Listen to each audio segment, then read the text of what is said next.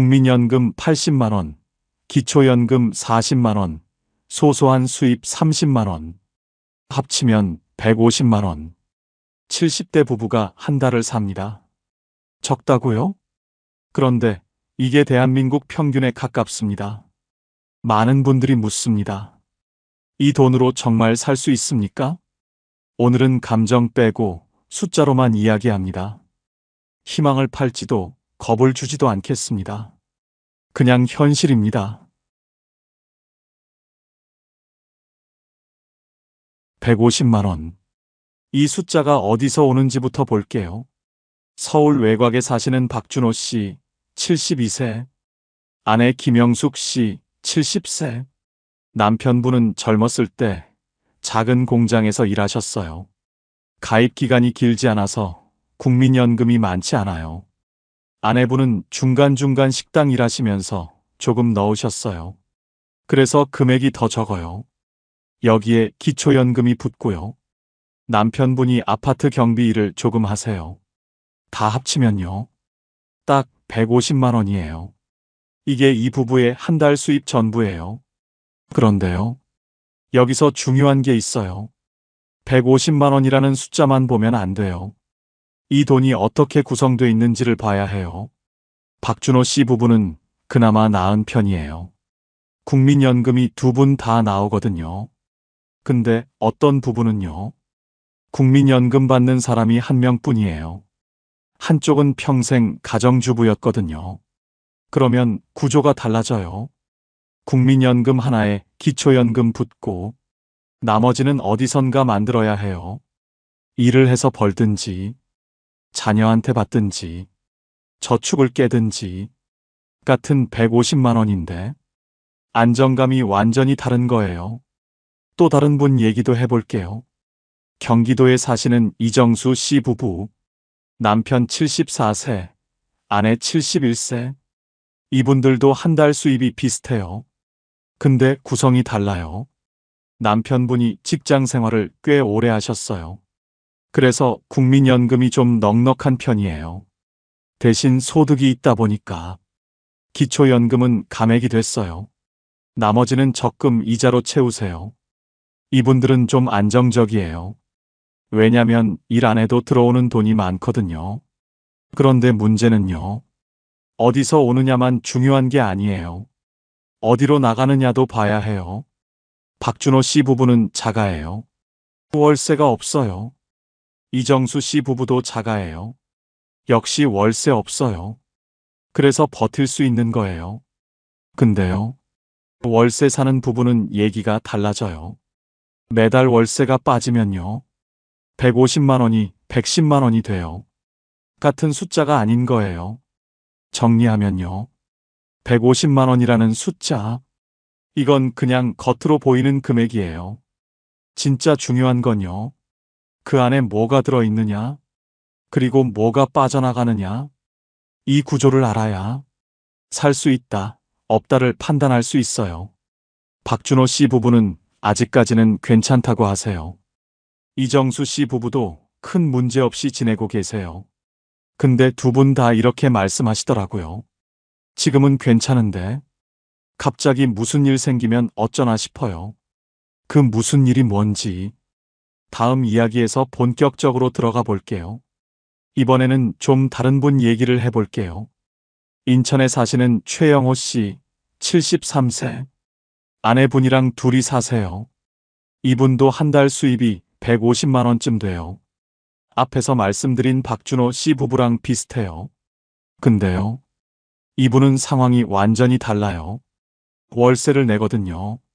작은 빌라에 사시는데 한 달에 35만 원이 나가요. 그러면 어떻게 되냐면요. 150만 원에서 35만 원이 빠지잖아요. 실제로 쓸 수 있는 돈은 115만 원인 거예요. 두 사람이 한 달을 살아야 해요. 최영호 씨가 이런 말씀을 하시더라고요. 월세 내고 나면 진짜 빠듯해요. 그래도 어떡해요? 갈 데가 없는데. 원래는 집이 있으셨대요. 작은 아파트요. 근데 몇 년 전에 파셨어요. 아들이 사업한다고 해서 도와줬거든요. 그때는 나중에 갚는다고 했대요. 근데 사업이 안 됐어요. 지금은 그 돈 받을 수가 없어요. 아들도 형편이 어려우니까요. 그래서 지금 월세로 사시는 거예요. 최영호 씨 부부는요. 매달 이렇게 사세요. 월세 내고, 관리비 내고, 공과금 내고, 그러고 나면 진짜 얼마 안 남아요. 식비를 아끼세요. 반찬 가짓수를 줄이셨대요. 병원도 잘 안 가세요. 참을 만하면 참는다고 하시더라고요. 경조사도 거의 안 가세요. 부조 낼 여유가 없으니까요. 친구들 모임도 안 나가시게 됐대요. 나가면 돈이 드니까요. 그렇게 사시는 거예요. 근데요. 비교가 되는 분이 있어요. 앞에서 말씀드린 박준호 씨. 이분도 150만 원이잖아요. 근데 이분은 자가예요. 아파트가 본인 거예요. 월세가 없어요. 그러니까 150만 원이 진짜 150만 원인 거예요. 고스란히 생활비로 쓸 수 있어요. 관리비, 공과금 내고 나면 그래도 130만 원 넘게 남아요. 두 분이서 한 달 먹고 살기에 빠듯하긴 해도 버틸만 하대요. 가끔 외식도 하시고요. 동네 경로당에도 가시고요. 소소하게 사람들 만나세요. 같은 150만 원인데 삶의 모양이 완전히 다른 거예요. 여기서 중요한 게 있어요. 최영호 씨가 잘못한 걸까요? 아들 도와준 게 잘못이었을까요? 그건 아무도 모르는 거예요. 그때는 그게 맞는 선택 같았을 수도 있어요. 근데 결과적으로요. 집이 없어지니까 모든 게 달라진 거예요. 집이라는 게요. 노후에는 그냥 재산이 아니에요. 월세를 안 내도 되는 권리예요. 매달 고정으로 빠지는 돈을 막아주는 거예요. 그게 있고 없고의 차이가 생각보다 훨씬 커요. 최영호 씨가 요즘 가장 걱정하시는 게 뭔지 아세요? 지금은 그래도 버텨요. 근데 월세가 오르면 어떡하지? 건강이 더 나빠지면 어떡하지? 이 생각을 매일 하신대요. 자가가 있는 분들은요. 이 걱정이 없어요. 적어도 잘 때는 있다는 생각이 있거든요. 근데 월세 사는 분들은요. 여기서 밀려나면 어디로 가지? 이 불안이 항상 있어요. 같은 150만 원인데 마음의 여유가 완전히 다른 거예요. 그래서요. 노후에 얼마 있으면 되냐는 질문. 사실 이거 반만 맞는 질문이에요. 집이 있느냐 없느냐? 이걸 먼저 봐야 해요. 집이 있으면 150만 원으로 버틸 수 있어요. 집이 없으면 150만 원으로 버티기 힘들어요. 이게 현실이에요. 이번엔 식비 얘기를 해볼게요. 노후 준비하시는 분들 중에 이렇게 생각하시는 분 많아요. 나이 들면 많이 안 먹잖아. 식비는 줄겠지. 근데요. 현실은 좀 달라요. 경기도에 사시는 정말순 씨, 71세. 남편분이랑 둘이 사세요.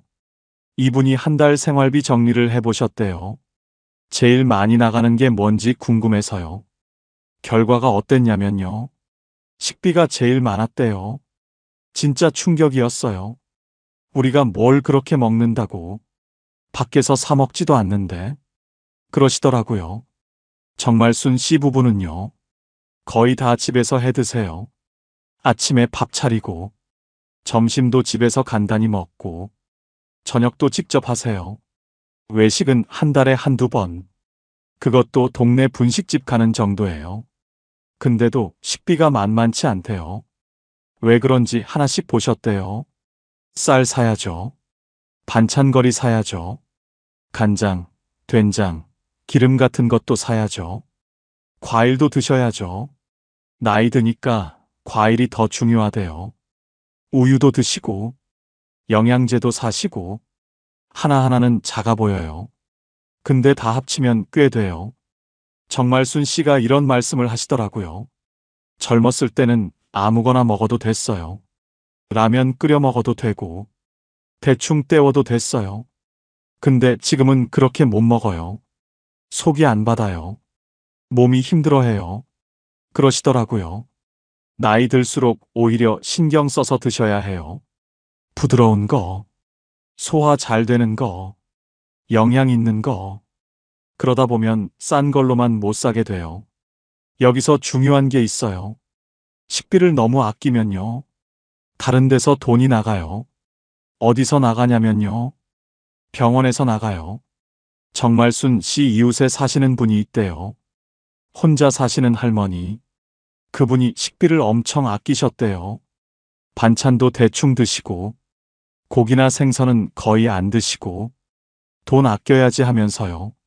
근데 어느 날 쓰러지셨대요. 영양 부족이었대요. 병원에 입원하셨어요. 검사하고 치료받고. 그 비용이 얼마였게요? 몇 달 아낀 식비보다 훨씬 많이 나갔대요. 정말순 씨가 그걸 보시고 생각이 바뀌셨대요. 식비는 아끼는 게 아니구나. 이건 건강비구나. 그러시더라고요. 그렇다고 마음대로 쓸 수도 없어요. 한정된 돈이니까요. 정말순 씨 부부는 나름대로 방법을 찾으셨대요. 마트 할인 시간에 가세요. 저녁 7시 넘으면 반찬이나 고기가 할인하거든요. 제철 과일 위주로 사세요. 제철 아닌 건 비싸니까요. 많이 사서 나눠 얼리세요. 고기 같은 거 세일할 때 사서 소분해 놓으신대요. 동네장도 이용하세요.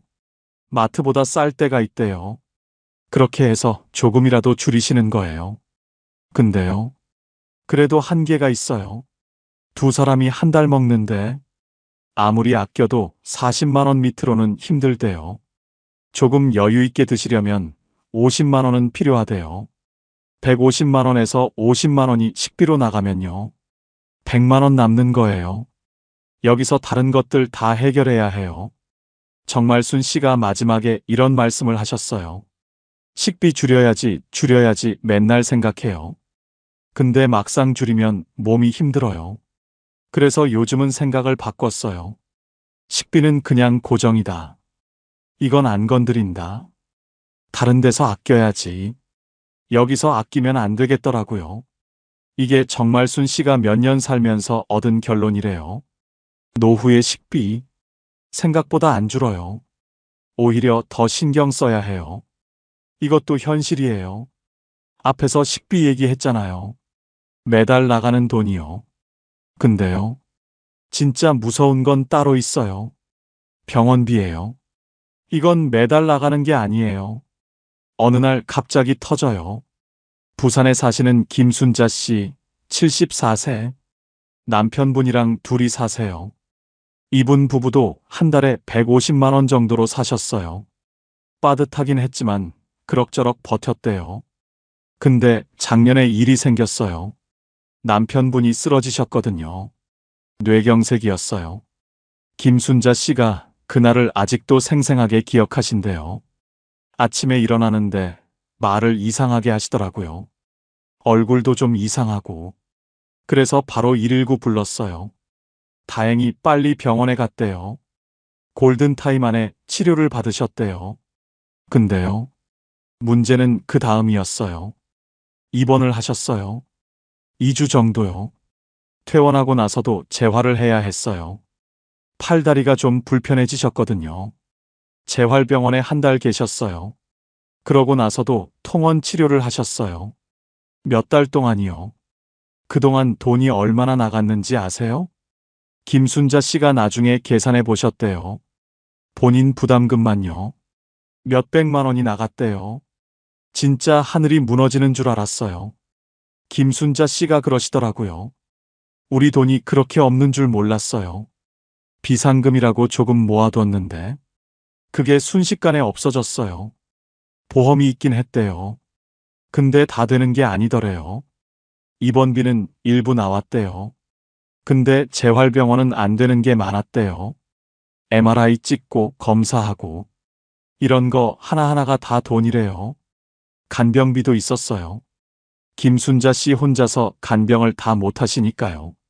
간병인 쓴 날도 있었대요. 그것도 다 본인 돈이에요. 남편분은 지금 많이 좋아지셨대요. 일상생활은 하실 수 있대요. 근데 완전히 예전 같지는 않으시대요. 약을 계속 드셔야 해요. 정기적으로 검사도 받으셔야 해요. 그래서 지금도 매달 병원비가 나가요. 예전에는 병원비가 거의 없었는데 지금은 고정 지출이 됐어요. 150만 원에서 병원비 빼면 생활비가 더 쪼그라든 거예요. 여기서 중요한 게 있어요. 김순자 씨 부부한테 이런 일이 왜 생겼을까요? 운이 나빠서? 그건 아니에요. 70대가 되면요. 이런 일이 생길 확률이 높아져요. 뇌경색, 심장 문제, 암, 낙상사고. 젊을 때는 남의 일 같잖아요. 근데 70대가 되면 내 일이 돼요. 김순자 씨도 그러셨대요. 우리 남편이 건강했어요. 매일 산책도 하시고, 술, 담배도 안 하시고, 그래도 이렇게 됐어요. 건강한 사람도 갑자기 아파요. 그래서요. 150만 원으로 살 수 있느냐? 이 질문에 대한 답이요. 병원비가 안 터지면 살 수 있어요. 병원비가 터지면 흔들려요. 근데 70대가 되면요.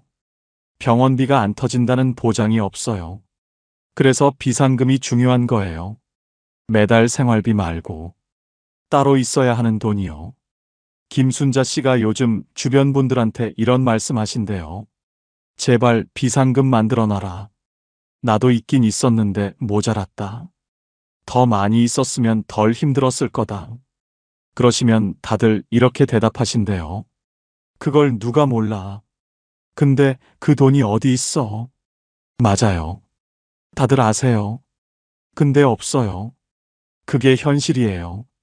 김순자 씨 부부는 지금도 150만 원으로 사세요. 근데 예전이랑 완전히 달라졌어요. 남편분 약값 나가고 병원 다니시는 것도 있고 더 아끼면서 사세요. 외출도 줄이셨대요. 요즘은 그냥 집에 있어요. 나가면 돈 드니까 산책 정도만 해요. 그러시더라고요. 병원비. 이게 노후의 가장 큰 변수예요. 매달 나가는 돈은 계산이 돼요. 근데 병원비는 계산이 안 돼요. 언제 터질지 모르고 얼마가 나갈지도 몰라요. 150만 원으로 버틸 수 있는 부부도요. 병원비 한 번 터지면 흔들려요. 그래서 버틸 수 있다고 쉽게 말하기 어려운 거예요. 이게 진짜 현실이에요. 이번엔 좀 다른 얘기를 해볼게요. 식비는 조금이라도 줄일 수 있어요. 싼 거 사면 되니까요. 병원비는 안 아프면 안 나가요. 운이 좋으면요. 근데요. 절대 안 줄어드는 돈이 있어요. 고정 지출이에요. 대전에 사시는 이복순 씨, 72세. 남편분이랑 오래된 아파트에 사세요. 자가예요. 월세는 안 내세요. 그러면 좀 여유 있으시겠네요. 이렇게 생각하실 수도 있어요. 근데요. 이분이 한숨을 쉬시더라고요. 월세는 없는데 매달 빠지는 돈이 장난이 아니에요. 그러시더라고요. 이복순 씨가 하나씩 말씀해 주셨어요. 일단 관리비가 있어요. 오래된 아파트라 싸긴 한데 그래도 매달 나가요. 여름에 에어컨 틀면 더 나가고 겨울에 난방하면 더 나가요. 그 다음에 전기세, 수도세, 가스비. 이건 기본이에요. 안 쓸 수가 없잖아요. 밥 해 먹으려면 가스 써야죠. 빨래하려면 물 써야죠. 냉장고는 24시간 돌아가죠. 이것도 매달 나가요. 그 다음에 통신비가 있어요. 이복순 씨 부부는 휴대폰이 2대예요. 요즘 휴대폰 없이 못 살잖아요. 병원 예약도 카톡으로 하고, 자녀들 연락도 카톡으로 하고, 은행 일도 앱으로 해야 하고, 그러니까 없앨 수가 없어요. 인터넷도 있어요. TV도 봐야 하니까요. 두 분 다 집에 계시는 시간이 많거든요. TV가 유일한 낙이래요. 이것도 매달 나가요. 그리고요. 보험료가 있어요. 이복순 씨가 이 얘기할 때 좀 복잡해 하시더라고요. 보험을 들어놨는데 이게 매달 빠지거든요. 끊자니 아깝고 내자니 부담되고 젊었을 때 들어놓은 보험이 있대요. 암보험, 실비보험 이런 거요. 근데 나이 드니까 보험료가 올랐대요. 실비보험은 해마다 오르거든요. 그렇다고 끊을 수가 없대요. 이 나이에 새로 들 수도 없고, 아프면 보험이 있어야 그나마 덜 부담되니까요. 그래서 이 돈도 어쩔 수 없이 매달 나가요. 이복순 씨가 이런 말씀을 하셨어요. 젊었을 때는 이런 거 신경 안 썼어요. 월급에서 빠지니까 모르고 살았어요. 근데 지금은 150만 원 들어오면 이것저것 빠지고 나면 진짜 얼마 안 남아요. 크게 쓴 것도 없는데 돈이 없어요. 그러시더라고요. 이게 고정 지출의 무서운 점이에요. 하나하나는 작아 보여요. 관리비 얼마, 전기세 얼마, 휴대폰비 얼마. 근데 다 합치면요. 꽤 큰 돈이 돼요. 그리고 이건 절대 안 줄어요. 줄이려고 해도 한계가 있어요. 에어컨 안 틀면 여름에 쓰러져요. 난방 안 하면 겨울에 병나요. 휴대폰 없애면 세상이랑 단절돼요. 그러니까 어쩔 수 없이 내야 하는 돈이에요. 이복순 씨 부부는요. 나름대로 줄이려고 노력하셨대요. 휴대폰 요금제 제일 싼 걸로 바꾸셨대요. 인터넷이랑 TV 묶어서 할인받으셨대요. 전기도 아끼려고 안 쓰는 방 불은 꺼놓으시고, 대기 전력 아끼려고 플러그도 뽑아 놓으신대요. 근데요. 그렇게 해도 크게 안 줄어요. 몇천 원 아끼자고 너무 불편하게 살더라고요. 그래서 그냥 포기했어요. 이 정도는 그냥 나간다고 생각해요.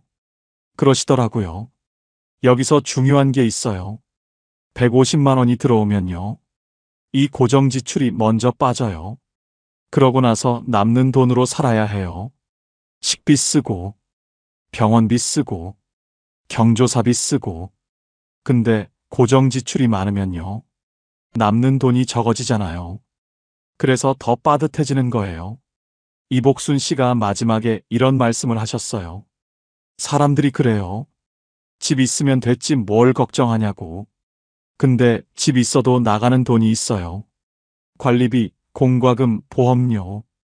이게 매달 어김없이 나가요.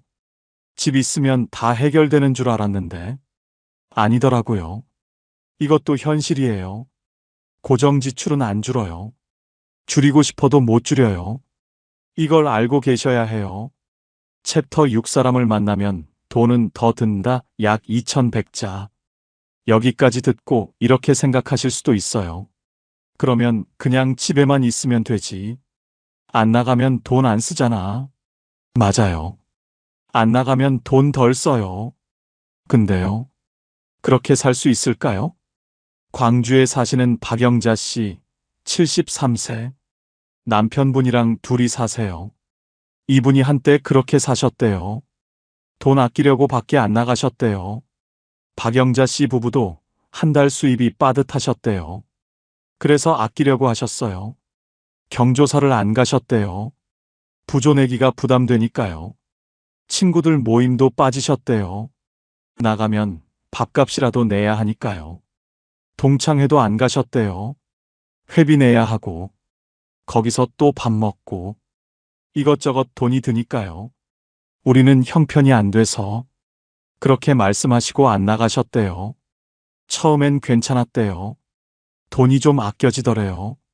한 달, 두 달. 확실히 덜 나갔대요. 근데요. 시간이 지나니까 이상해지더래요. 연락이 안 오기 시작했대요. 처음엔 바쁜가 보다 했대요. 근데 계속 안 오더래요. 박영자 씨가 나중에 안 사실인데요. 모임이 있었대요. 근데 연락을 안 한 거예요. 걔는 맨날 안 온다고 하니까 이제 안 부른 거야. 나중에 들었대요. 박영자 씨가 그때 많이 서운하셨대요. 내가 뭘 잘못한 것도 아닌데 돈이 없어서 못 간 건데 그렇다고 사람들이 나를 빼버리더라고요. 그러시더라고요. 근데요. 사실 그분들 입장도 이해가 되긴 해요. 모임에 맨날 안 나오는 사람, 경조사에 맨날 안 오는 사람, 연락도 잘 안 되는 사람. 그러면 점점 멀어지게 되는 거예요. 일부러 뺀 게 아니라 자연스럽게요. 박영자 씨 남편분도 비슷하셨대요. 산악회가 있었대요. 일주일에 한 번 산 가는 모임이요. 근데 회비도 내야 하고 끝나고 막걸리도 한 잔씩 하고 그게 부담돼서 안 나가셨대요. 처음엔 다리가 아파서라고 하셨대요. 그 다음엔 바빠서라고 하셨대요. 그러다 보니까 연락이 끊겼대요. 요즘 어떻게 지내? 이런 연락도 안 오게 됐대요. 그렇게 1년쯤 지났대요. 박영자 씨 부부가 느낀 게 있대요. 돈은 좀 아꼈어요. 근데 삶이 너무 쪼그라들었어요. 그러시더라고요. 갈 데가 없대요. 만날 사람이 없대요. 하루가 너무 길대요. 아침에 일어나서 밥 먹고, TV 보고, 점심 먹고, 또 TV 보고, 저녁 먹고, 자고. 그게 하루래요. 우리가 왜 사나 싶더라고요.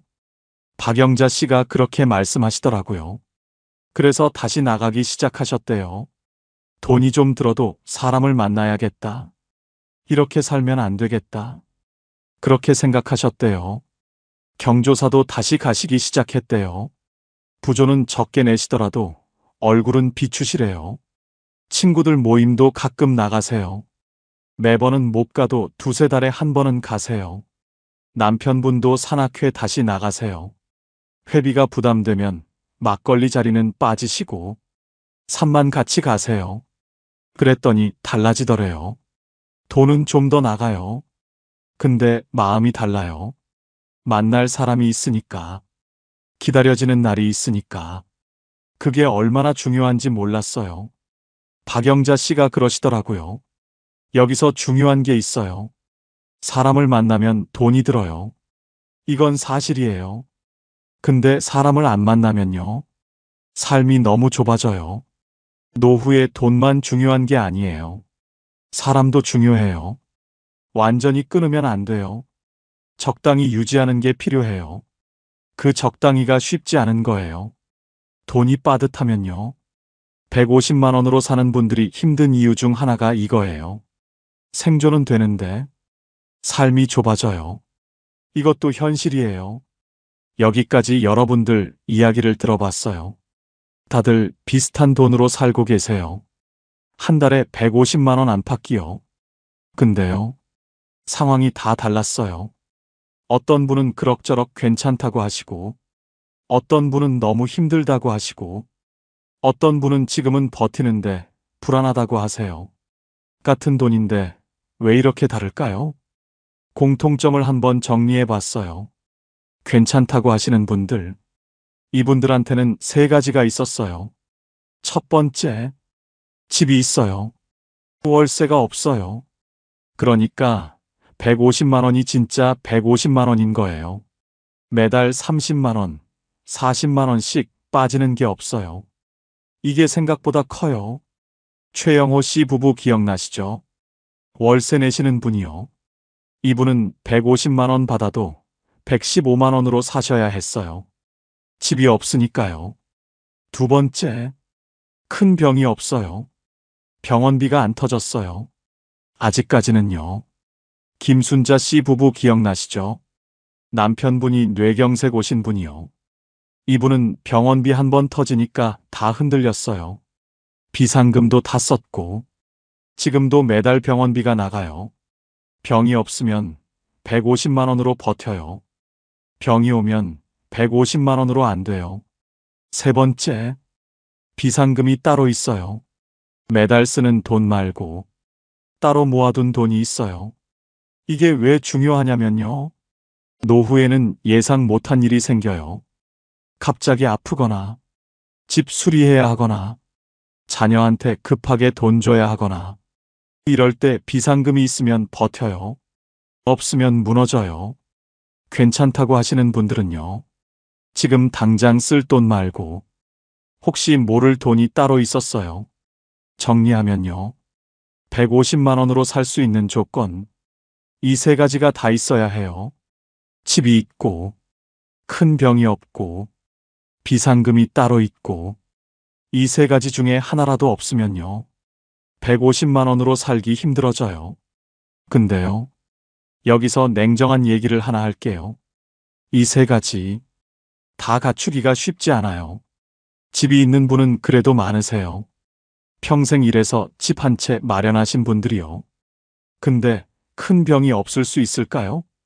70대가 되면 어디 하나씩 아프기 시작해요. 지금 괜찮아도 언제 어떻게 될지 몰라요. 비상금은요? 은퇴하고 나면 돈이 안 들어오잖아요. 모아둔 거 쓰면서 사는 건데 비상금까지 넉넉히 있는 분이 얼마나 될까요? 그래서 150만 원으로 살 수 있다고 쉽게 말하기 어려운 거예요. 오늘 만나본 분들 중에요. 세 가지 다 갖춘 분이 계셨어요. 박준호 씨 부부요. 집도 있고, 지금은 건강하시고, 조금이지만 비상금도 있으시대요. 그래서 지금은 괜찮다고 하세요. 근데 이분도 불안하시대요. 지금은 괜찮아요. 근데 앞으로가 걱정이에요. 우리 중에 누가 아프면 어떡하나? 비상금이 바닥나면 어떡하나? 그러시더라고요. 그게 현실이에요. 150만 원으로 살 수 있는 조건은 분명히 있어요. 근데 그 조건이 언제까지 유지될지는 몰라요. 지금 집이 있어도 나중에 병원비 때문에 팔아야 할 수도 있어요. 지금 건강해도 내년에 어떻게 될지 몰라요. 지금 비상금이 있어도 한번 큰일 나면 다 없어질 수 있어요. 그래서 노후가 불안한 거예요. 지금이 아니라 앞으로가 불안한 거예요. 그러면 어떻게 해야 할까요? 방법이 없는 걸까요? 여기까지 듣고 이런 생각 드실 수 있어요. 그래서 어쩌라는 거야? 70대 되면 다 힘들다는 거잖아. 맞아요. 현실이 쉽지 않아요. 근데요, 방법이 아예 없는 건 아니에요. 중요한 건요, 지금 뭘 하느냐예요. 70대가 돼서 수입을 늘리긴 어려워요. 갑자기 연금이 많아지진 않거든요. 일을 더 하기도 쉽지 않고요. 근데요, 구조를 바꾸는 건 가능해요. 앞에서 말씀드렸잖아요. 같은 150만 원인데 결과가 다르다고요. 그 차이가 뭐였냐면요. 구조였어요. 집이 있느냐? 병원비에 대비가 돼 있느냐? 비상금이 있느냐? 이걸 지금부터 준비하는 거예요. 첫 번째, 집을 지키세요. 자가가 있으신 분들, 웬만하면 파시면 안 돼요. 자녀한테 도와달라고 해도, 사업 미천 대달라고 해도, 신중하셔야 해요. 앞에서 최영호 씨 얘기했잖아요. 아들 사업 도와주려고 집 파셨다가, 지금 월세로 사시는 분이요. 그분이 뭐라고 하셨냐면요. 그때는 아들이 잘 되면 나도 좋을 줄 알았어요. 근데 지금 생각하면 집을 지켰어야 했어요. 그러시더라고요. 노후의 집은요. 그냥 재산이 아니에요. 매달 월세 안 내도 되는 권리예요. 이걸 지키셔야 해요. 두 번째, 비상금을 따로 만들어 두세요. 매달 쓰는 돈 말고요. 손 안 대는 돈이 있어야 해요. 얼마가 적당하냐고요? 정답은 없어요. 상황마다 다르니까요. 근데 기준을 하나 드리면요. 최소 6개월치 생활비. 이 정도는 있어야 해요. 150만 원으로 사시는 분이면 적어도 1천만 원 정도는 따로 있어야 뭔가 터졌을 때 버틸 수 있어요. 그 돈이 어디 있어? 이렇게 생각하실 수 있어요. 근데요, 지금부터라도 조금씩 모으시는 거예요. 한 달에 5만 원이라도요. 1년이면 60만 원이에요. 없는 것보다 나아요. 세 번째, 건강을 챙기세요. 이게 제일 중요해요. 사실 돈보다 중요해요. 병원비가 왜 무섭냐면요. 예측이 안 되기 때문이에요. 언제 터질지 모르고 얼마가 나갈지도 몰라요. 근데요, 완전히 막을 수는 없어도 줄일 수는 있어요. 정기 검진 받으세요. 조기에 발견하면 치료비가 적어요. 운동하세요. 매일 30분만 걸으셔도 달라요. 식사 잘 챙기세요. 앞에서 정말순 씨가 뭐라고 하셨죠? 식비는 건강비다. 그 말이 맞아요. 네 번째, 사람을 끊지 마세요. 돈 아끼려고 집에만 계시면 안 돼요. 박영자 씨 기억나시죠? 사람 안 만나니까 삶이 쪼그라들었다고 하신 분이요. 노후에 사람이 없으면요. 정보도 없어져요.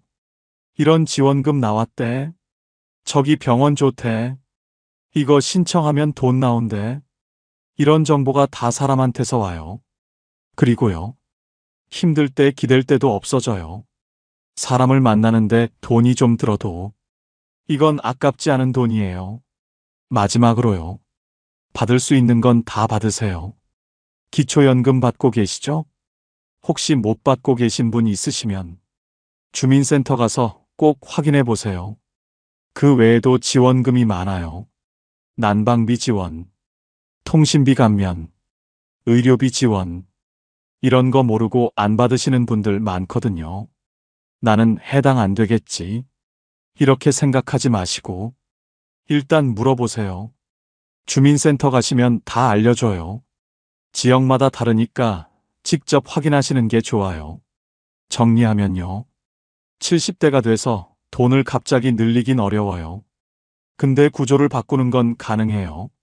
집을 지키고, 비상금을 만들고, 건강을 챙기고, 사람을 끊지 않고, 받을 수 있는 건 다 받고, 이렇게 하면요.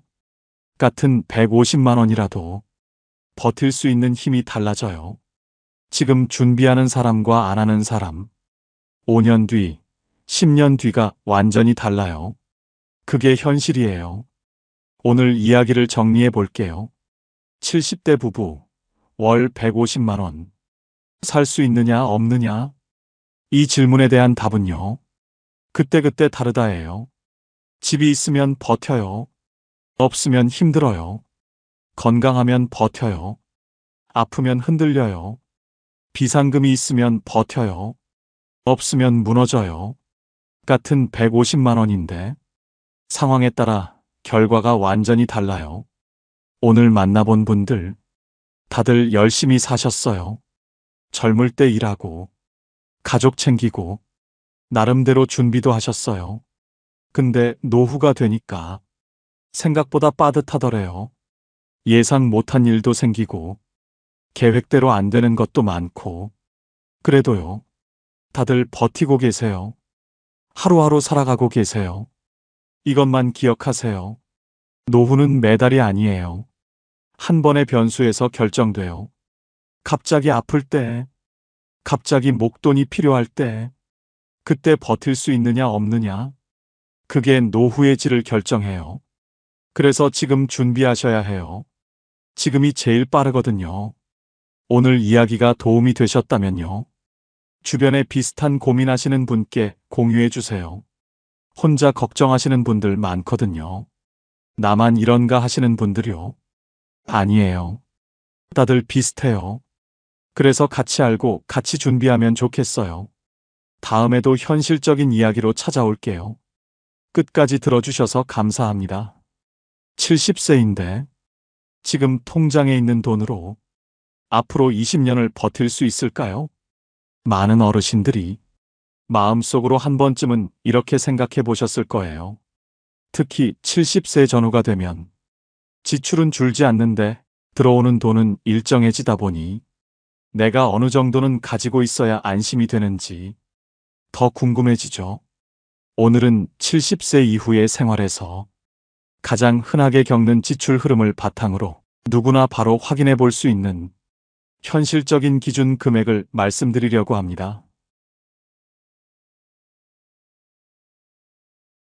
60대에는 그래도 몸이 움직입니다. 장도 보고 버스도 타고 가벼운 일이라면 조금씩 해내면서 아직은 내가 할 수 있다는 마음이 남아있죠. 하지만 70세 전후가 되면 그 감각이 서서히 바뀝니다. 몸이 예전 같지 않다고 먼저 신호를 보내요. 계단 몇 칸만 올라가도 숨이 차고 장 보러 나가도 오래 걷는 게 힘들고 이틀, 사흘씩 피곤이 남기도 합니다.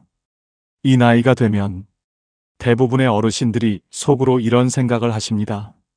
아, 이제 진짜 노후가 시작되는구나. 그리고 그 마음 하나가 생활 패턴 전체를 조용히 바꿔놓습니다. 수입은 크게 줄어듭니다. 연금 외에는 정기적으로 들어오는 돈이 거의 없고 예전처럼 소일거리라도 하려면 몸이 따라주지 않는 날이 더 많아집니다. 반면 지출은 이상하게 줄지 않습니다. 식비는 나이가 들었다고 크게 줄어드는 항목이 아니고 혼자 사는 분들도 일정하게 나갑니다. 전기가스 관리비 같은 고정비는 절약한다고 해도 큰 변화가 없습니다. 교통비도 예전처럼 걸어 다니기 어렵다 보니 버스나 택시 이용이 자연스럽게 늘어나죠. 그리고 70세 이후부터 생활비를 흔드는 가장 큰 요소가 하나 생깁니다. 바로 의료비입니다. 평소에는 크게 부담되지 않습니다. 병원비와 약값을 포함해서 한 달에 3만 원에서 7만 원, 정기약 드시는 분들은 7만 원에서 10만 원 정도 쓰십니다. 이건 사실 큰 돈은 아니에요. 문제는 가끔 크게 나가는 달이 생긴다는 점입니다. 치과 치료가 잡히면 비용이 갑자기 올라가고 검사를 받는 달에는 몇만 원이 더 빠져나갑니다. 정밀 검사나 치료가 붙으면 한 번에 20만 원, 많게는 30만 원까지 나갈 때도 있습니다. 이런 날들이 70대 이후엔 더 자주 찾아옵니다. 그리고 또 하나 달라지는 건 생활 반경이 줄어든다는 것입니다.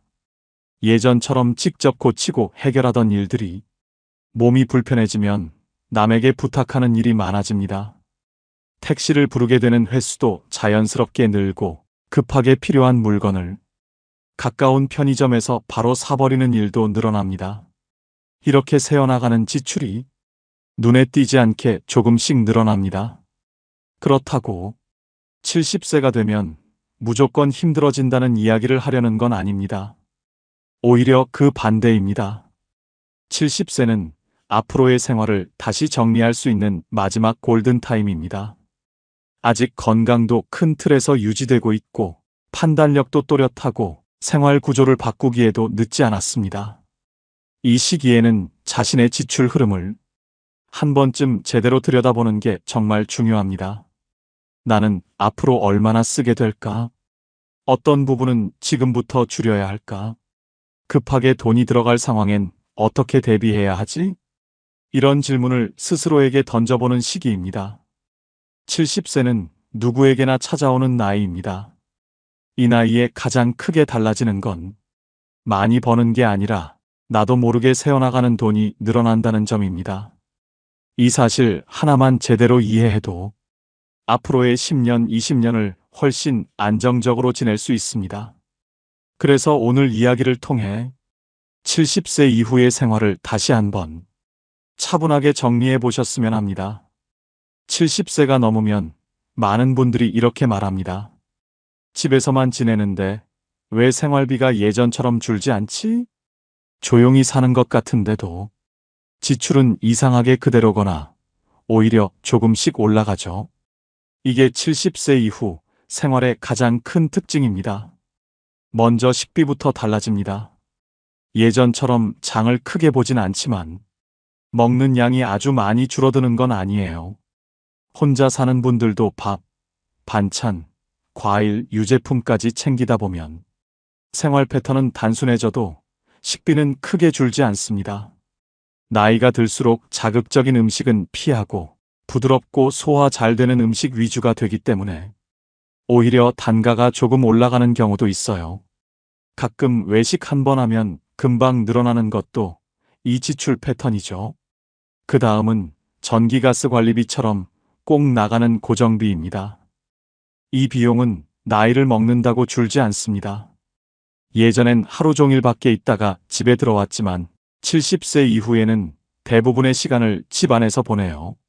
그러다 보니 자연스럽게 전기 사용량도 늘고 가스도 조금 더 쓰게 됩니다. 겨울에는 보일러를 오래 틀게 되고 여름엔 선풍기나 에어컨을 조금씩이라도 더 사용하죠. 관리비와 공과금은 기본적으로 매년 조금씩 인상되기 때문에 절약한다고 크게 달라지긴 어렵습니다. 그리고 많은 어르신들이 느끼는 변화가 바로 교통비입니다. 대중교통 기본요금도 해마다 조금씩 오르고 몸이 불편하거나 장을 많이 봤을 때는 택시를 이용하는 횟수가 자연스럽게 늘어납니다. 걸어서 다닐 수 있는 반경이 줄어드니까 교통비가 당연히 조금씩 올라가는 거죠. 예전엔 하루에 한두 번만 버스를 탔다면 이제는 병원, 시장, 약국을 나눠서 다니다 보니 이동 횟수가 늘어납니다. 여기에 눈에 잘 안 보이는 지출이 슬금슬금 생기기 시작해요. 예전에는 스스로 해결하던 일이 어느 순간부터는 다른 사람의 도움을 받게 됩니다. 집 청소나 간단한 수리는 아직 할 수 있다고 해도 무거운 걸 옮긴다거나 큰 세탁을 한다거나 손이 많이 가는 일은 점점 힘들어지거든요. 그러다 보니 작은 비용들이 조금씩 새어나갑니다. 택배비, 배달비, 편의점에서 급하게 사는 물건들, 이런 지출들이 한두 번씩 쌓이면 생각보다 금액이 커집니다. 그리고 70세 이후 생활비를 흔드는 가장 큰 요인은 의료비의 패턴 변화입니다. 평소엔 크게 나가지 않습니다. 보통 병원과 약국을 합쳐 한 달에 3만 원에서 7만 원 정도에서 움직입니다. 정기약을 드시는 분들은 좀 더 쓰실 수 있지만 대부분 이 정도에서 관리돼요. 그런데 문제는 가끔 크게 나가는 달입니다. 예를 들어 치과 치료 한 번만 잡혀도 비용이 훌쩍 올라가고 정밀검사나 X-레이만 받아도 예상치 못한 금액이 빠져나가요. 그동안 멀쩡하던 무릎이 갑자기 아파서 도수치료나 물리치료를 받게 되면 한 달 지출이 확 늘어납니다. 이런 달은 많지 않지만 70세 이후에는 해마다 몇 번씩 옵니다. 그 몇 번이 생활 전체를 흔들 수 있는 거죠. 생활 반경이 줄어들면서 생기는 작은 변화들도 있어요. 이전에는 한 번에 장을 보고 집으로 들고 왔다면 이제는 무거운 걸 들기 어려워 자주 나가게 되고 필요한 걸 조금씩 사오게 됩니다. 한 번에 많이 사지 않으니 식비가 더 세분화되며 지출이 늘어나는 구조가 됩니다. 배달 서비스의 편함에 익숙해지면 배달비가 붙는 것도 자연스럽고요. 결국 70세 이후 생활비는 줄어들지 않는 지출과 예상하지 못한 지출이 합쳐져 생각보다 빠르게 움직입니다. 많은 어르신들이 나는 집에서 조용히 지내는데 왜 돈이 이렇게 들어가지? 라고 느끼는 이유가 바로 여기에 있습니다. 70세는 지출의 성격이 바뀌는 나이입니다. 이 변화만 제대로 이해해도 앞으로의 10년, 20년을 훨씬 안정적으로 준비할 수 있습니다. 70세 전후가 되면 생활비는 크게 줄지 않는데 들어오는 돈은 대부분 고정되어 있습니다. 그래서 이 시기부터는 지금 가지고 있는 돈을 어떻게 지킬 것인가가 정말 중요한 문제로 자리 잡습니다.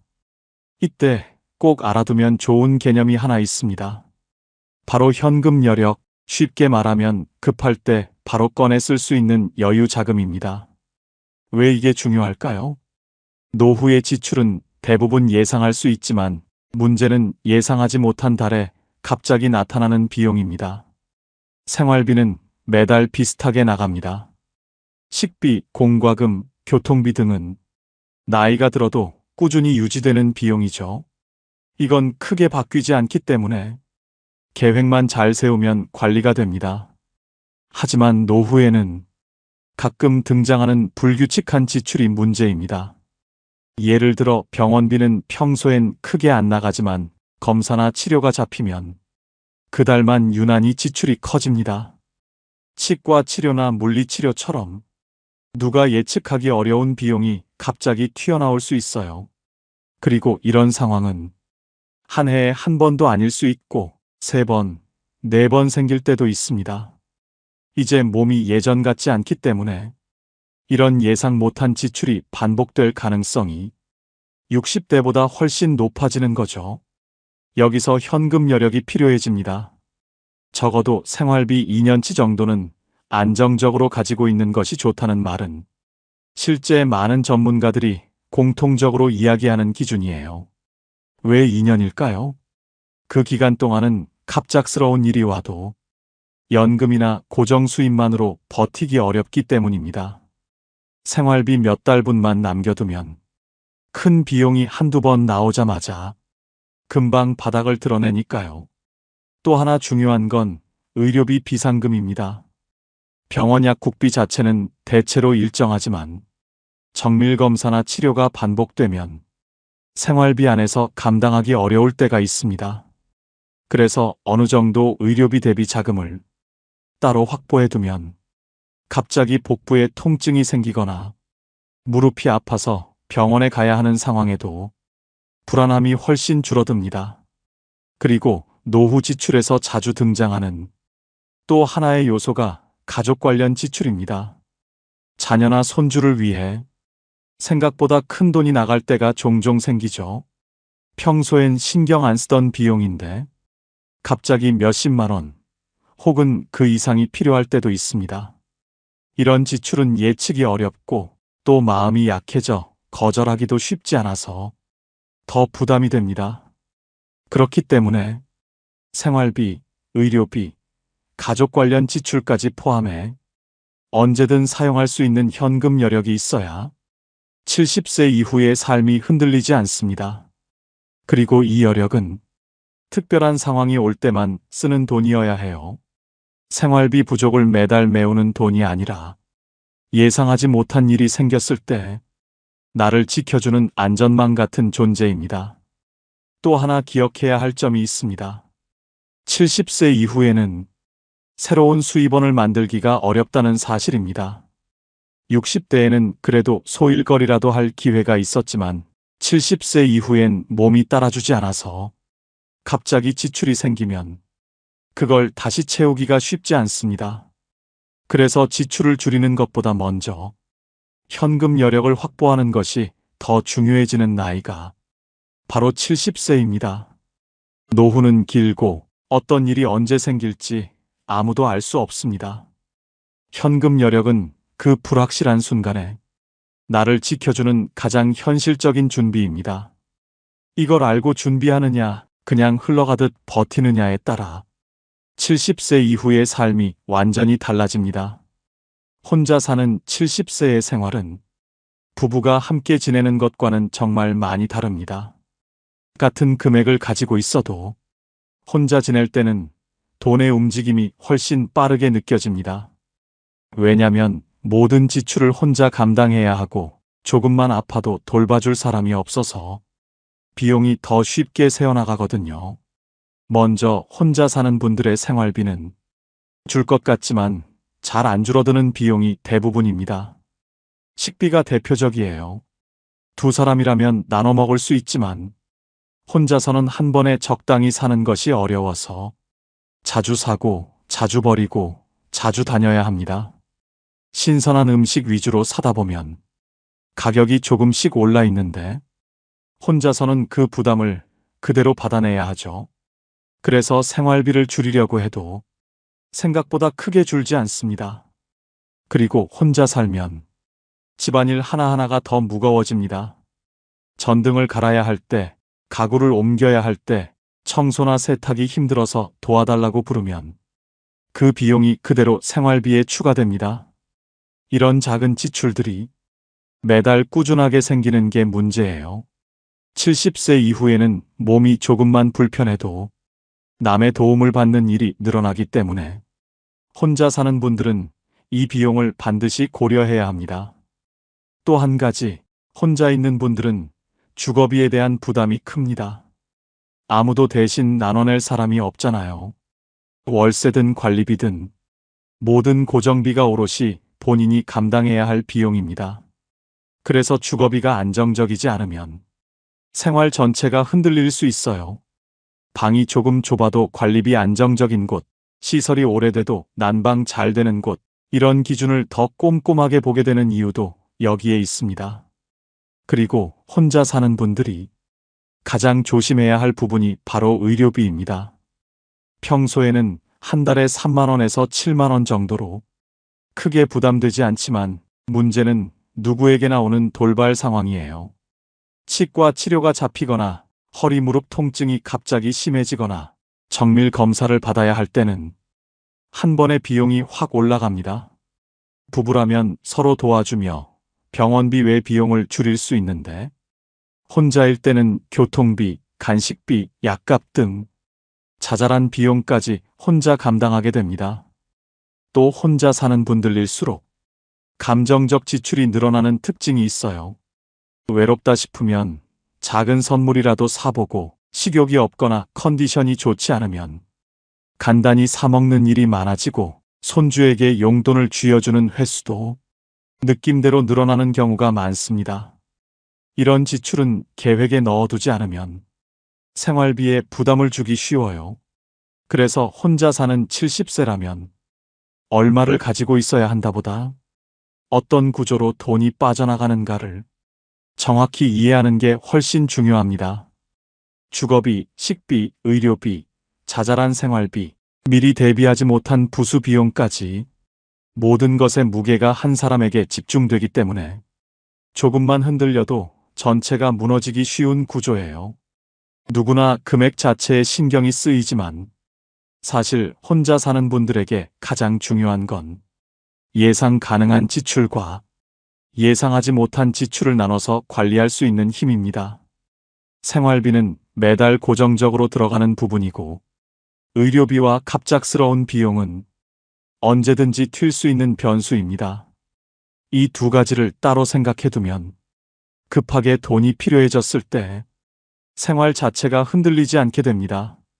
70세 이후 혼자 산다는 건 조금 더 세심한 준비가 필요하다는 뜻입니다. 하지만 너무 불안해하실 필요는 없어요.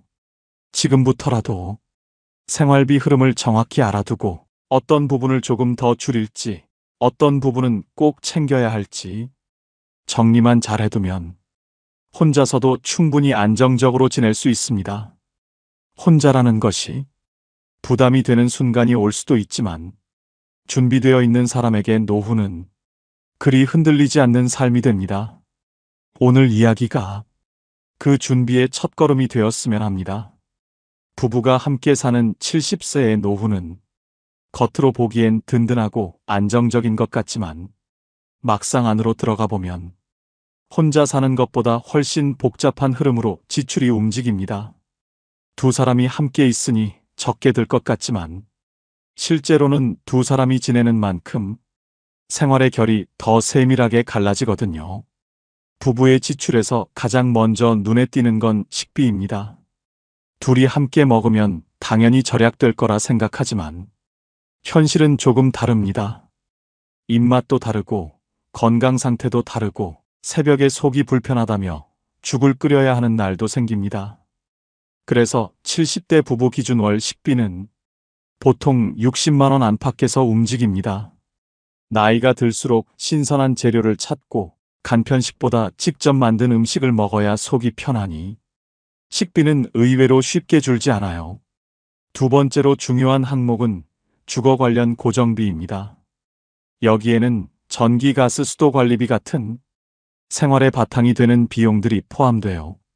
70대 부부가 무난하게 지내는 수준을 보면 월 고정비는 대부분 20만 원 전후에서 결정됩니다. 집에서 보내는 시간이 길어지면 전기와 난방 사용량이 자연스럽게 올라가고 날씨가 조금만 변해도 비용이 들쭉날쭉해지죠. 특히 둘 중 한 분이라도 건강이 안 좋으면 난방이나 온도 조절을 더 자주 하게 되고 이 작은 변화들이 생활비에 꾸준히 쌓입니다.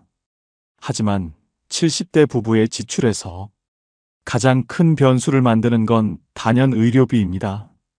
두 분이 모두 건강하면 괜찮지만 한 분이 아프기 시작하는 순간 지출은 바로 다른 모습으로 바뀌어요.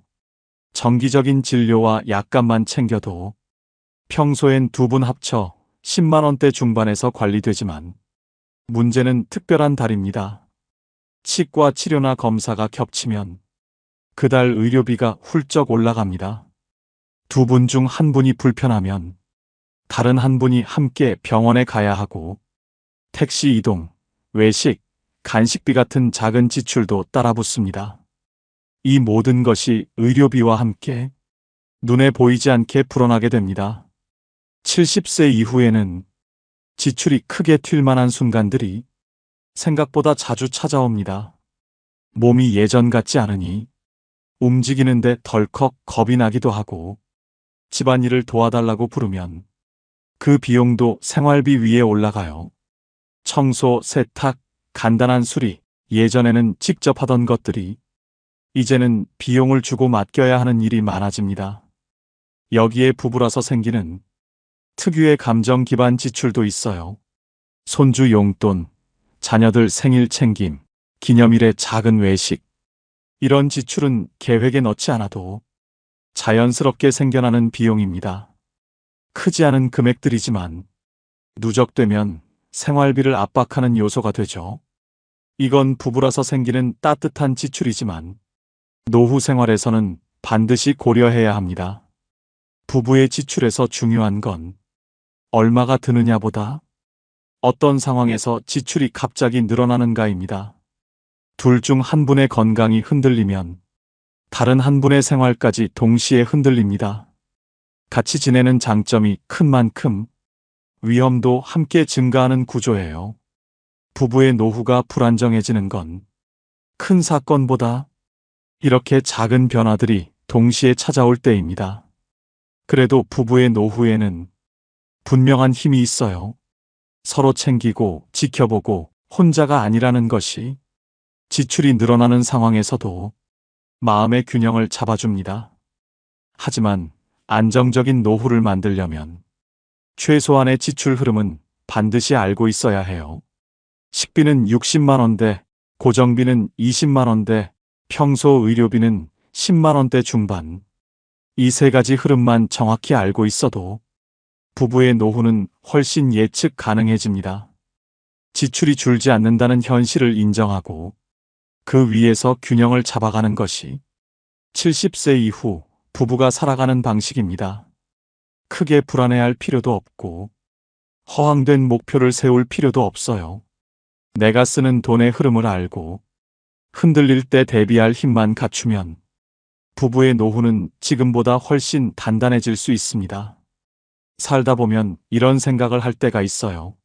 지금 통장에 이 정도면 괜찮지 않을까? 그런데 70세 이후에는 돈이 얼마나 있느냐보다 그 돈이 어떻게 빠져나가느냐가 훨씬 더 중요해집니다. 겉으론 멀쩡해 보이지만 흐름이 한 번만 틀어져도 통장 잔액이 눈에 띄게 줄어드는 순간들이 있어요. 첫 번째는 지출이 한꺼번에 몰리는 순간입니다. 70세 이후의 몸은 어제 같지 않고 오늘 같지도 않아요. 아침엔 괜찮다가 점심쯤 허리가 뻐근하고 다음 날은 또 멀쩡하고 몸 상태가 이렇게 오르락내리락 하면 지출도 함께 움직입니다. 평소에는 의료비가 10만 원대에서 머물지만 어느 날 갑자기 치과 치료가 잡히고 다른 날엔 정밀 검사가 필요해지면 그 달은 바로 20만 원 후반까지 올라가요. 문제는 그 금액 자체가 아니라 식비, 고정비, 의료비가 동시에 튀는 순간이에요. 생활비가 세 갈래로 한 번에 올라가는 달은 통장에 여유가 있어도 지출 흐름이 확 흔들립니다. 이런 달이 계속되는 건 아니지만 딱 두세 번만 이어져도 잔액이 이상하게 빨리 줄어든다는 느낌을 받게 되고 그때부터 불안이 시작돼요. 두 번째는 부부 중 한 분의 몸이 불편해지는 순간입니다. 부부가 함께 지내는 건 든든한 일이지만 한 분이 아프기 시작하면 지출은 아주 조용히 그러나 확실하게 달라집니다. 혼자 병원 가기 어렵다 보니 택시를 타고 같이 움직이게 되고 병원 다녀오면 기운이 빠져서 간단히 사 먹는 날이 늘어나고 청소나 빨래도 한쪽에 부담이 몰리면서 도움 서비스를 쓰게 되고요. 이런 변화는 갑자기 큰 금액으로 나타나진 않지만 생활에 추가 비용이 계속 생기게 만드는 구조입니다. 특히 무서운 건 지출이 한 사람 때문에 시작돼도 결국에는 두 사람의 생활 전체가 흔들린다는 점이에요. 몸이 불편한 분은 회복이 느려지고 정상적인 쪽도 체력 부담이 쌓여 지출과 생활 리듬이 동시에 틀어지기 시작합니다. 통장에 돈이 있어도 이 시점을 대비하지 못하면 금액보다 흐름이 먼저 무너져요. 세 번째는 작은 지출들이 조용히 쌓이는 순간입니다. 사람들이 가장 많이 놓치는 부분이 이거예요. 큰 돈은 조심하지만 작은 지출들은 그냥 넘어갑니다. 택시 몇천 원, 편의점에서 집어든 음료, 몸이 안 좋아 보인다며 손주에게 준 용돈, 밥하기 귀찮아 시킨 배달 한 번. 이런 건 한 번 보면 별것 아니지만 한 달, 두 달 쌓이면 생활비 흐름이 완전히 달라집니다. 70세 이후에는 수입이 늘지 않고 지출만 조금씩 올라가기 때문에 이 작은 지출들이 훨씬 크게 느껴져요.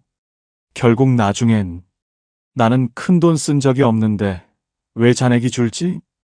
이런 순간과 마주하게 됩니다. 결국 70세 이후 노후를 흔드는 건 금액이 아니라 흐름입니다. 통장에 얼마가 있느냐는 물론 중요한 요소입니다. 하지만 그보다 더 중요한 건 돈이 어떤 속도로 빠져나가고 어떤 순간에 흔들리기 쉬운지를 아는 거예요. 지출이 한꺼번에 몰리는 순간, 부부 중 한 분의 건강이 흔들리는 순간, 작은 지출이 꾸준히 쌓이는 순간, 이 세 가지 흐름만 이해해도 노후의 불안은 절반 이상 줄어듭니다.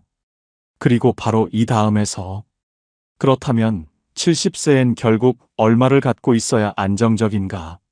이 핵심 이야기를 이어갈 수 있습니다. 70세 즈음이 되면 사람들은 하나같이 이런 이야기를 해요. 이제는 돈을 버는 게 아니라 잘 지켜야 하는 시기다. 맞는 말이지만 막상 살아보면 돈을 아낀다는 것만으로는 노후가 안정되지 않는다는 사실을 금방 알게 됩니다. 왜냐면 이 나이의 지출은 내가 계획해서 쓰는 돈보다 몸과 생활이 보내는 신호에 따라 움직이는 돈이 더 많기 때문이에요. 그리고 이 흐름을 놓치면 통장 잔액이 얼마나 있든 금방 흔들리기 시작합니다. 70세 이후의 하루는 젊을 때와 전혀 다른 방식으로 굴러갑니다. 아침엔 괜찮다가 점심엔 허리가 아프고 어느 날엔 어지럽고 어느 날엔 또 멀쩡하고 몸 상태가 들쭉날쭉하니 지출도 그대로 따라 움직여요. 가장 어려운 순간은 여러 지출이 한날 한시에 겹칠 때예요. 식비는 늘 나가고 전기 가스비 같은 고정비도 멈추지 않고 그 와중에 병원 진료나 약값이 올라가면 그 다른 지출이 한꺼번에 세 방향으로 튀어올라요. 평소엔 잘 버티던 분들도 이런 달이 두세 번만 이어지면 잔액이 이상하게 빠르게 줄어든다는 걸 바로 느끼게 됩니다. 또 한 가지 흐름을 무너뜨리는 건 부부 중 한 분의 몸이 불편해지기 시작할 때입니다. 누가 먼저라고 정해진 건 아니지만 한 분이 아프기 시작하면 지출의 결이 조용하게 바뀝니다. 택시를 타고 함께 병원에 다녀오고 집안일을 혼자 하다 보면 금세 지치고 저녁은 대충 사 먹는 날이 늘어나고 청소나 세탁을 맡기는 일이 생기죠. 처음엔 이 정도야 하고 넘기지만 이런 변화는 아주 천천히 그러나 확실하게 지출을 끌어올립니다. 금액이 문제가 아니라 생활의 리듬이 두 분 동시에 흔들리기 때문에 더 어려운 거예요. 그리고 많은 분들이 가장 늦게 깨닫는 부분, 바로 작은 지출입니다. 택시비 몇천 원, 편의점에서 산 음료 하나, 몸이 허약해 보이던 손주에게 건넨 용돈 몇만 원, 오늘은 힘들어서 시킨 배달. 이런 건 그때그때 보면 아무것도 아닌데 한 달, 두 달 쌓이면 생활비의 흐름을 완전히 바꿔놓습니다. 큰 돈을 쓴 적이 없는데 잔액이 뚝뚝 줄어드는 건 대부분 이런 작은 지출들이 만들어낸 결과예요. 그래서 70세 이후 노후가 안정되려면 절약만으로는 부족합니다. 돈을 하나하나 막으려는 게 아니라 흐름이 갑자기 흔들리는 순간을 줄이는 것이 더 중요해요. 몸이 괜찮을 때 미리 검진을 받아두면 큰 비용이 몰리는 달을 피할 수 있고 식재료도 적당히 사두면 버리는 일을 줄일 수 있어요.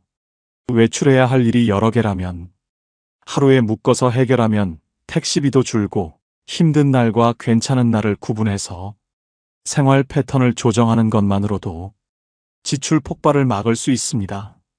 70세 이후의 노후를 지켜주는 건 큰 재산이 아니라 흐름을 잃지 않는 힘이에요. 돈이 빠르게 새어나갈 순간들이 어디에 있는지 알고 그 순간을 조금만 비켜가도 잔액은 훨씬 안정적으로 유지됩니다. 그리고 이 흐름을 제대로 이해하고 나서야 그럼 70세엔 통장에 어느 정도는 있어야 할까? 이 질문의 답이 더 선명하게 보입니다. 앞에서 한참 이야기를 나눠왔지만 결국 한 문장으로 요약하면 이거예요. 70세에는 최소한 2천만 원 정도의 손대지 않는 안전금이 통장에 있어야 합니다. 이게 결론입니다. 이 금액이 아주 큰 돈처럼 느껴질 수도 있고 반대로 그 정도 가지고 되겠나 싶을 수도 있어요. 하지만 앞에서 하나하나 짚었던 이유들을 차근히 생각해보면 딱 이 정도가 내가 불안하지 않고 살아갈 수 있는 최소한의 여유가 되거든요. 우리가 70세 이후에 겪게 되는 지출은 누구 하나 특별해서가 아니라 모두가 자연스럽게 마주하는 흐름이에요. 한 달에 60만 원에서 80만 원은 기본 생활비로 빠져나가고 전기가스 관리비까지 더하면 고정비도 만만치 않죠. 여기에 병원비라는 변수가 늘 따라붙습니다. 크게 아프지 않아도 한 달에 10만 원에서 20만 원은 정말 꾸준히 나가는 비용이에요. 이렇게 한 달에 90만 원에서 110만 원 정도가 조용히 사라지는 구조에서 갑자기 10만 원, 20만 원이 더 나가면 생각보다 쉽게 흔들리게 됩니다. 그동안 버텨오던 생활 흐름이 한 번에 무너지는 거죠. 그래서 필요한 게 안전금, 그 중에서도 손대지 않고 그냥 두는 돈 2천만 원입니다. 이 금액이 왜 중요하냐면요. 첫째, 예상치 못한 지출을 막아주는 방패가 됩니다. 70세 이후에는 갑자기 치료가 필요할 수도 있고 집수리가 들어갈 수도 있어요. 누구나 겪을 수 있는 일입니다. 그때 매달 쓰는 생활비에 손대지 않고 해결할 수 있는 힘이 바로 이 2천만 원이라는 금액이에요. 둘째, 심리적인 안정이 완전히 달라집니다. 황당하게 들리겠지만 나는 뭐든 대비할 수 있다는 감정이 노년의 하루를 얼마나 편하게 만드는지 직접 경험해 보시면 정말 크게 느껴져요. 사람이 돈 때문에 불안해지는 건 없어서가 아니라 갑자기 필요할 때 꺼낼 돈이 없어서거든요. 셋째, 생활의 품질을 끌어올릴 수 있어요. 아파도 참지 않고 병원 갈 수 있고 가끔은 외식도 하고 필요하면 교체해야 할 생활용품을 눈치 보지 않고 바꿀 수 있고요. 이런 사소한 여지가 삶의 만족도를 크게 바꿉니다. 물론 2천만 원이 마법처럼 모든 걸 해결해 주는 건 아니에요. 하지만 이 정도면 갑자기 큰일이 생겨도 당장은 버틸 수 있다. 이 확신을 주는 기준점이 됩니다. 돈의 크기보다 중요한 건 그 돈이 만들어주는 안정감이에요. 그래서 많은 전문가들이 복잡한 계산을 거쳐도 결국 같은 숫자를 이야기합니다. 그리고 실제로 70대 어르신들이 이 정도는 있어야 편안하다고 말하는 금액도 놀랍게도 비슷한 수준이에요. 정리하면 이렇습니다. 월 지출은 90만 원에서 110만 원이 평균 구조. 어디선가 반드시 예상치 못한 지출이 튀어나옴. 이 흐름을 흔들리지 않고 버티려면 손대지 않는 2천만 원의 안전금이 필요함. 그래서 70세에는 통장에 얼마 있어야 합니까? 이 질문의 결론은 늘 이렇게 돌아옵니다. 부담 없이 하루를 살고 싶다면 최소 2천만 원의 안전금. 이게 마음을 지켜주는 마지막 울타리입니다. 오늘 이야기 어떻게 들으셨나요? 우리는 누구나 나이가 들수록 조금 더 든든한 마음을 원하게 됩니다. 그 마음을 지켜주는 힘이 바로 손에 잡히는 작은 여유, 안전금이에요. 하루하루를 불안 없이 살기 위한 준비, 지금부터 천천히 시작해도 절대 늦지 않습니다. 여러분의 노후가 조금이라도 더 편안해지길 바라는 마음으로 오늘 이야기를 전해드렸습니다. 영상이 도움이 되셨다면 구독과 좋아요, 그리고 댓글도 꼭 부탁드립니다. 여러분의 응원이 앞으로의 영상을 만들어가는 큰 힘이 됩니다. 따뜻한 하루 되세요.